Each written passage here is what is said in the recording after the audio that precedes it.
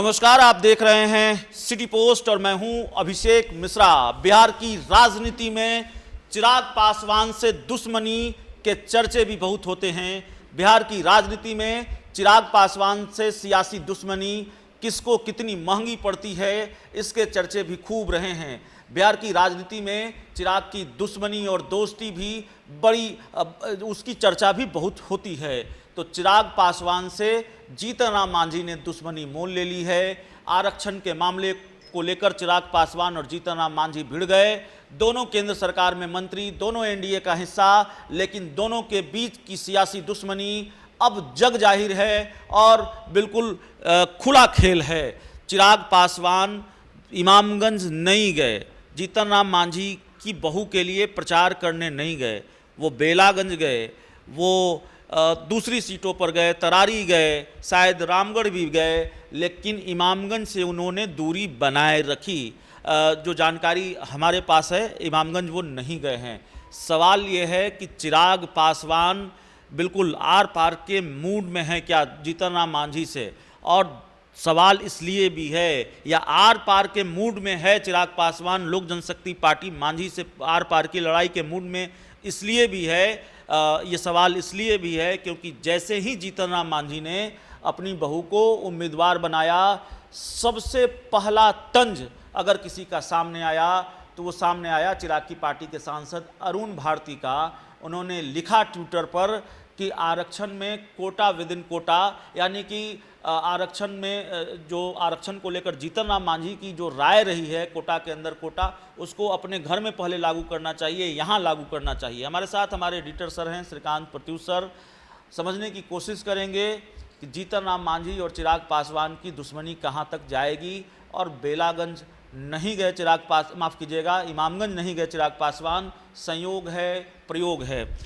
इमामगंज से दूरी बनाकर रखी चिराग पासवान ने। सर देखिए, इमामगंज में तो मैंने कहा है कि लड़ाई सीधी हो गई है आरजेडी और हम पार्टी के बीच, और चिराग पासवान का वोटर यानी पासवान वोटर अगर नाराज होकर जन सुराज के साथ जा सकता है, जैसा कि वैसा दिख रहा है।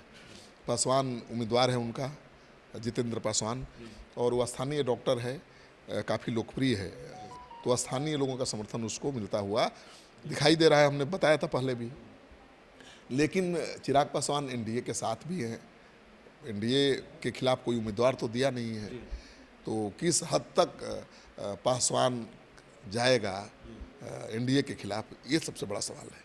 पर्दे के पीछे रहकर खेल करने के लिए माहिर माने जाते हैं चिराग पासवान। उम्मीदवार उन्होंने नहीं दिया है, लेकिन चिराग और मांझी की दुश्मनी तो सामने आ गई। बेलागंज से आखिर इमामगंज से क्यों दूरी बनाकर रखी? देखिए, वहाँ जनसुराज का अहम रोल होगा और वो चिराग पासवान ही हार के लिए जिम्मेदार होंगे अगर जीतन राम मांझी हारते हैं। नहीं, ये बात आप बहुत सही कह रहे हैं। इसको दूसरे तरीके से भी मैं पूछ रहा हूँ। जैसे एक परसेप्शन भी है या ये दिखता भी है कि प्रशांत किशोर को लेकर चिराग पासवान के तेवर, या चिराग पासवान को लेकर प्रशांत किशोर के तेवर बहुत नरम नज़र आते हैं। दोनों के बीच एक केमिस्ट्री नज़र आती है बिल्कुल, और ऐसा लगता है कि अघोषित दोस्ती हो, अघोषित गठबंधन हो दोनों के बीच में। तो जाहिर है दुश्मन का जो दुश्मन होता है वो दोस्त होता है। प्रशांत किशोर को इस वजह से भी फ़ायदा मिल सकता है, चिराग फ़ायदा पहुँचा सकते हैं पर्दे के। देखिए, प्रशांत किशोर को तो फायदा मिल ही रहा है ना। अगर चिराग पासवान वहाँ प्रचार करने नहीं गए और जनसुराज ने पासवान को ही उम्मीदवार बना दिया है, तो इसका सीधा फायदा तो मिल रहा है चिराग पासवान के नहीं जाने का। आरजेडी को भले न मिले, लेकिन वो तो जनसुराज को मिल रहा है। जनसुराज के पक्ष में अगर पासवान जाएंगे तो जीतन राम मांझी कमज़ोर होंगे। मैंने कहा ना कि मांझी वोट बैंक में उतने बड़े पैमाने पर संदमारी नहीं दिख रही है जितनी उम्मीद की जा रही है। एक आखिरी सवाल है, चलिए रिजल्ट चाहे जो भी हो, या जीतन राम मांझी के पक्ष में ही परिणाम चला जाए, लेकिन अब ये साफ हो गया है कि जीतन राम मांझी और चिराग पासवान एनडीए में रहकर भी दोनों एक दूसरे के दुश्मन हैं। हाँ बिल्कुल, अब तो लग रहा है चिराग पासवान को तो वहाँ जाना भी चाहिए था, नहीं गए तो यही संदेश जाएगा कि चिराग पासवान चाहते हैं सबक सिखाना जीतन राम मांझी को।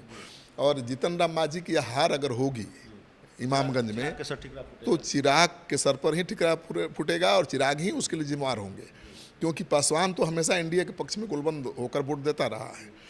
उससे चिराग की भी अहमियत घटेगी ना भाई। चिराग पासवान की अहमियत क्यों है? कि उनका वोट बैंक ट्रांसफरेबल है, ट्रांसफ़र होता है, जहाँ जिसके साथ जाते हैं वो जाता है।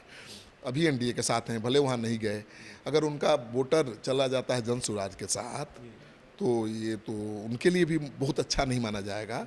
और मांझी तो ठिकरा फोड़ेंगे उन्हीं के सर पर कि भाई आपने खेल कर दिया। तो खेल तो दिख रहा है यहाँ पर, खेल दिख रहा है। चलिए, इस पूरी रिपोर्ट में इतना ही। बहुत बहुत धन्यवाद।